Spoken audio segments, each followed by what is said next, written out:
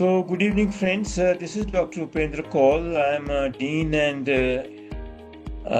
of Academics and Research at the 𝗣𝗨𝗲 Hospital and Medical Research Center in New Delhi. And I'm going to talk about what I call as a growing giant in cardiology. And that is heart failure with normal or nearly normal ejection fraction.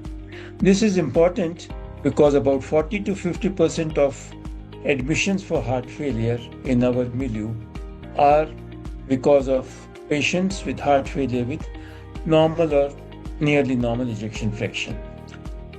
To top it all, the incidence of this problem is going on increasing, and that is because of some risk factors which are going on increasing, and those risk factors are aging, we live longer, diabetes, hypertension, and also chronic kidney disease. All these problems are increasing, and they are the harbingers to bring in heart failure with preserved ejection fraction.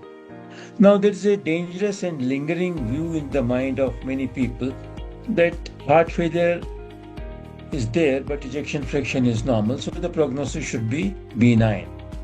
It is absolutely false, because the mortality rates of heart failure with preserved ejection fraction are the same as for heart failure with reduced ejection fraction, about which most of us worry more.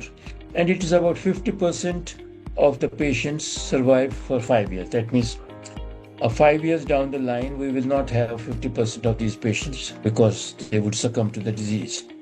For years, we took it not very seriously because we had not much to offer these patients besides a water pill or a diuretic and change in some lifestyle, exercise and all that. But now today, we have agents which modify the disease process, working quite reasonably well in those patients where the ejection fractions are closer to 40 to 45%. So we have a host of agents to modify the disease process, make them more comfortable, less hospitalization, and that is by no means is a big achievement. So we must now transit from just a wait and watch policy. If we see a patient who has dyspnea and has echo showing a normal or nearly normal ejection fraction, we must always think of this entity, and there are ways to diagnose it by echocardiography, especially looking at the relaxation parameters, the diastolic dysfunction, and also some biomarkers like NT-proBNP, which are very useful to diagnose this. So if we catch these patients early and start them on these therapies, I think that is the way we should go, and that is the way we can reduce the suffering of these sick patients and also improve their prognosis.